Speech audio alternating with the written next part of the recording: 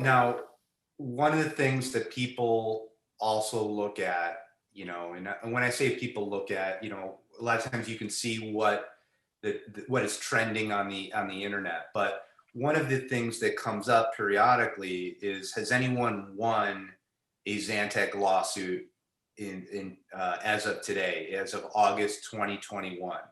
I think you mentioned earlier that these cases are really early on in terms of their litigation. But if someone's looking and saying, "Hey, has anyone won a Zantac lawsuit?"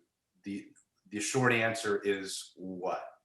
The short answer, John, is no. Nobody has tried these cases yet. The discovery is still ongoing. There's a lot being done right now. The goal is to have trials go in 2022. The expectation is probably toward the end of the year. There's much that has to be done before that.